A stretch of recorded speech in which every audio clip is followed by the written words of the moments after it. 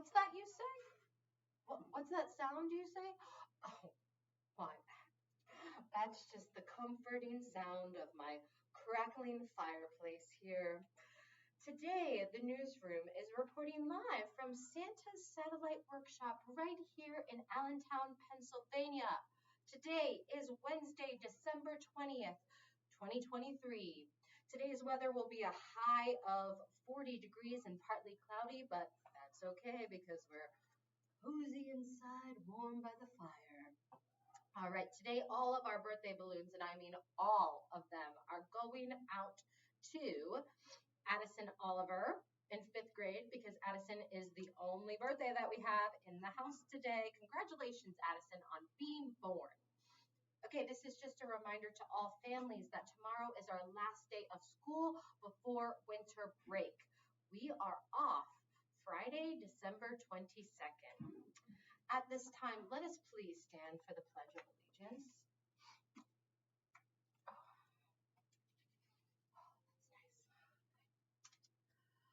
that's nice. I pledge allegiance to the flag of the United States of America and to the republic for which it stands, one nation, under God, indivisible, with liberty and justice for all.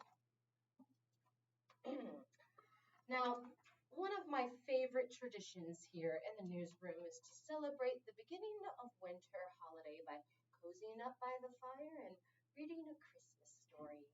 Today, I present to you Mr. Willoughby's Christmas Tree by Robert Barry.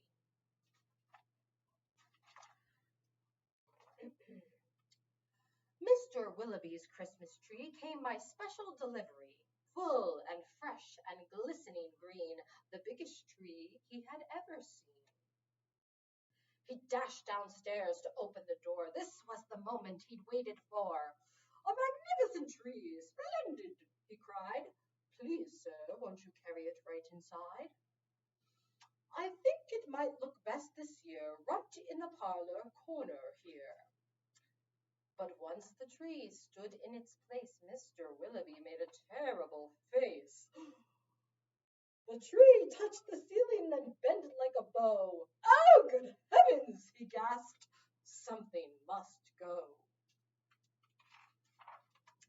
Baxter the butler was called on in haste to chop off the top, though it seemed quite a waste.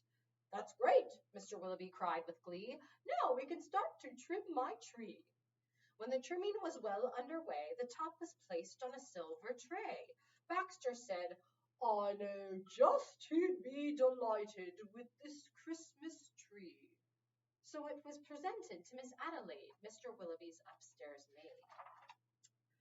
"Won't this tree be a pretty sight when I have trimmed it later tonight? But the top, oh dear, I'm so afraid will have to be cut," sighed Miss Adelaide. And so with scissors sharp and long, she snipped off the top while she hummed a song. The top was set out the very next day in the back of the house to be thrown away. That little treetop caught the eye of Tim the gardener passing by. He certainly was not about to see that little tree thrown out. He hurried home straight away to see what Mrs. Tim would say. La la la la! Surprise, surprise! His wife could not believe her eyes. "But our house," she said, "it's so snug and small, I do not believe we need it at all." And before Tim had a chance to shout, she cut off the top, slipped, and threw it out. Barnaby Bear was padding by. It almost hit him in the eye. Now, who would throw a tree away so very close to Christmas Day? I'll take it home. That's what I'll do. Look, Mama Bear, I've a present for you. "Isn't it a pretty tree?" yawned Barnaby quite drowsily. But Little Bear, standing off far, cried out, "That tree won't hold a star." Barnaby said, "Let's cut a hunk off the bottom, here at the trunk." But Mama Bear just shook her head and sliced the treetop off instead. "Jolly by golly," Barnaby said with a kick. "Mama, that surely is just the right trick. Let's trim it with bells and honey rings, some berries and tinsel and popcorn strings." Mama said, Trim it just as you like. I've got to tidy up for the night. This top we won't need anymore. I'll put it just outside the door. Later on that frosty night, Frisky Fox came into sight. He spied the treetop, rubbed his chin, opened his sack, and stuffed the top in. He scampered home and jumped his gate. This Christmas present couldn't wait. It's even better than mincemeat pie, said Mrs. Fox with a happy sigh. Then the foxes saw that their Christmas prize was just a wee bit oversized. There, my dears, don't you worry. I'll fix this top now in a hurry. Benjamin Rabbit found it then just outside the fox's den. It seems, he thought, most certainly Santa left that for my family. Look, he cried, see the tree I found? With that he called his family round.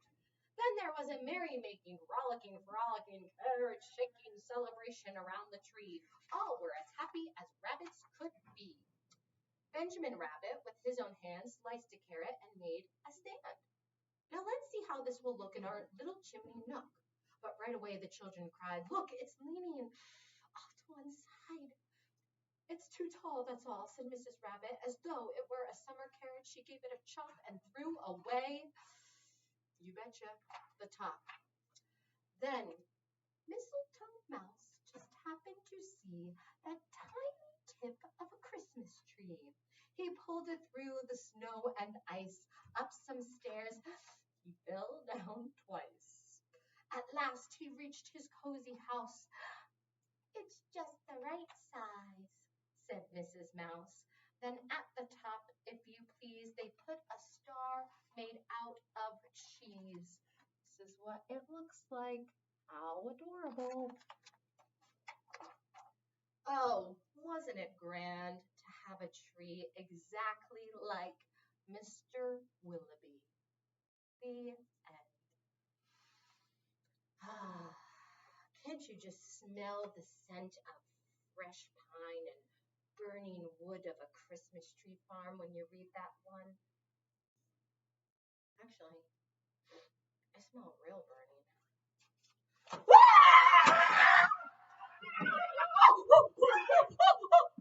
Oh, sorry about that, Fam Jam. What can I say? The holidays, they're hectic.